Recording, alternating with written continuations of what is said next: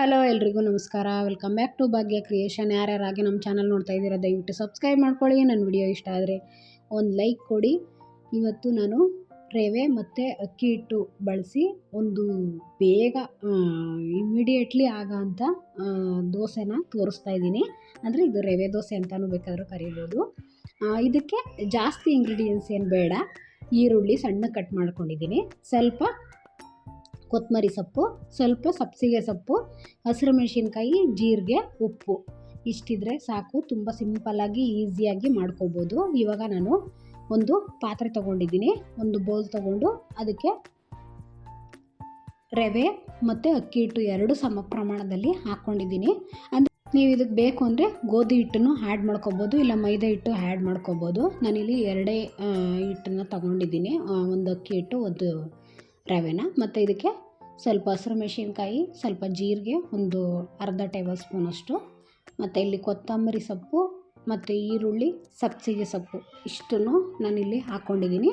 ಇದ್ರ ಜೊತೆಗೆ ನೀವು ಕ್ಯಾರೆಟ್ ಬೇಕಾದರೂ ಹಾಕ್ಕೋಬೋದು.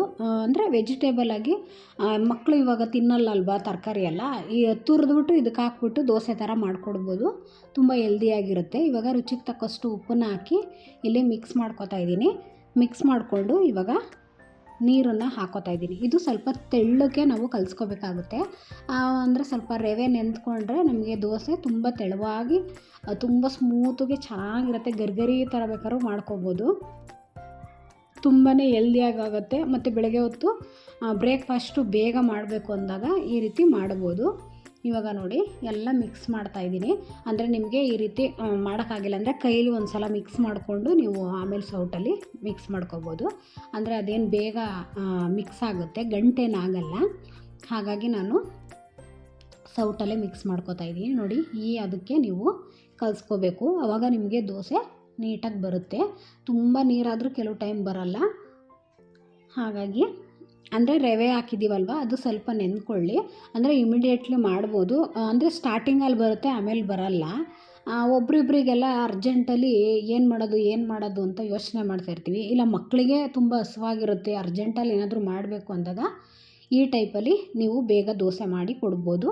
ಲಂಚ್ ಬಾಕ್ಸಿಗೂ ಆಗುತ್ತೆ, ತೊಂದರೆ ಇಲ್ಲ. ಇವಾಗ ನೋಡಿ ಈ ರೀತಿ ಕಲಿಸ್ಬಿಟ್ಟು ನಾನು ಇಲ್ಲಿ ಎತ್ತಿಟ್ಕೋತಾ ಇದ್ದೀನಿ. ಅಂದರೆ ಸ್ವಲ್ಪ ರವೆ ನೆನೀಲಿ ಅನ್ನೋ ಕಾರಣಕ್ಕೆ. ಇವಾಗ ನೆಂದಿದೆ ರವೆ.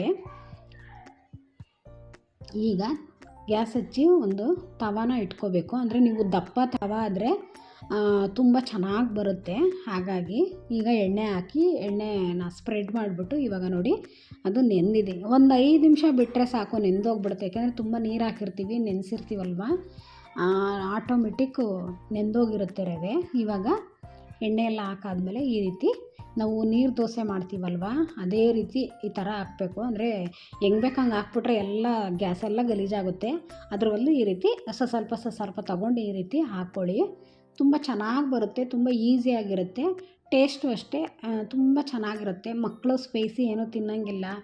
ಇವಾಗ ಚಟ್ನಿ ಎಲ್ಲ ಮಾಡಬೇಕು ಅಂತಂದಾಗ ತುಪ್ಪ ಗಿಪ್ಪ ಇದ್ದರೆ, ಅಕಸ್ಮಾತು ನಿಮಗೆ ಚಟ್ನಿ ಪುಡಿ ಇದ್ರೂ ಸಾಕು. ಇದಕ್ಕೆ ಏನಾದರೂ ಆಯಿತು, ನಿಮಗೆ ಯಾವುದೇ ಸೈಡು ಇಲ್ಲ ಅಂದ್ರೂ ಹಾಗೆ ಬೇಕಾದರೂ ತಿನ್ಬೋದು. ಇದಕ್ಕೆ ಸ್ವಲ್ಪ ಕ್ಯಾರೆಟ್ ಎಲ್ಲ ಹಾಕ್ಕೊಂಡ್ಬಿಟ್ರೆ ಇನ್ನೂ ಚೆನ್ನಾಗಿ ಬರುತ್ತೆ.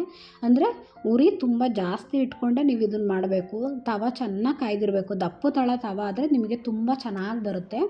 ಮತ್ತು ನೋಡಿ ಚೆನ್ನಾಗಿ ಬೆಂದಿರಬೇಕು. ಆ ರೀತಿ ತೆಳ್ಳಗೆ ಹಾಕಿದಾಗ ಚೆನ್ನಾಗಿ ಬೆಂದಿರಬೇಕು, ಗರಿಗರಿಯಾಗಿ ಬೆಂದಿರುತ್ತೆ. ಆವಾಗ ನೀವು ಎತ್ಕೋಬೇಕು. ಇಲ್ಲ ಅಂದರೆ ಬರಲ್ಲ ಅಷ್ಟೊಂದು ಈಸಿಯಾಗಿ. ನೋಡಿ ಇವಾಗ ನಿಮ್ಗೆ ಹೆಂಗೆ ಗರ್ಗರಿ ಅನ್ನಂಗೆ ಬೇಕು ಅಂದರೆ ಹಂಗಾದ್ರೂ ಬೇಯಿಸ್ಕೊಬೋದು. ಇಲ್ಲ ನಿಮಗೆ ಸ್ಮೂತಿಗೆ ಬೇಕು ಅಂತಂದರೆ ಆ ರೀತಿನಾದರೂ ನೀವು ಬೇಯಿಸ್ಕೊಬೋದು.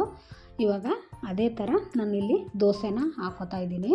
ಅಂದರೆ ತುಂಬ ಈ ವಯಸ್ಸಾದವ್ರಿಗೆಲ್ಲನ ಪಾಪ ತಿನ್ನೋಕ್ಕಾಗಲ್ಲ, ಗಟ್ಟಿ ಪದಾರ್ಥ ಎಲ್ಲ ತಿನ್ನೋಕ್ಕಾಗಲ್ಲ. ಅಂಥವ್ರಿಗೆಲ್ಲ ಈ ರೀತಿ ಮಾಡಿಕೊಡ್ಬೋದು. ಮಕ್ಕಳಿಗೂ ಅಷ್ಟೇ ಟಿಫನ್ ಬಾಕ್ಸಿಗೆ ಈಸಿಯಾಗಿ ಫಾಸ್ಟಾಗಿ ಆಗೋಗುತ್ತೆ. 10 ನಿಮಿಷಕ್ಕೆ ಮಾಡಿಕೊಟ್ಬಿಡ್ಬೋದು. ಒಂದು ಸಲ ಈ ರೀತಿ ಮಾಡ್ಕೊಳ್ಳಿ, ನಿಮಗೆ ಗೊತ್ತಾಗ್ಬಿಡುತ್ತೆ. ಅಂದರೆ ಯಾವಾಗಲೂ ತುಂಬ ಜನಕ್ಕೆಲ್ಲ ಮಾಡೋಕ್ಕಾಗಲ್ಲ, ಅದನ್ನು ಹೇಳ್ತೀನಿ. ಏಕೆಂದರೆ ತುಂಬ ಜನಕ್ಕೆ ಮಾಡ್ಕೊಂಡು ಕೂತ್ಕೊಂಡ್ರೆ ದಿನವೆಲ್ಲ ಗ್ಯಾಸ್ ಮುಂದೆನೇ ನಿಂತ್ಕೋಬೇಕಾಗುತ್ತೆ.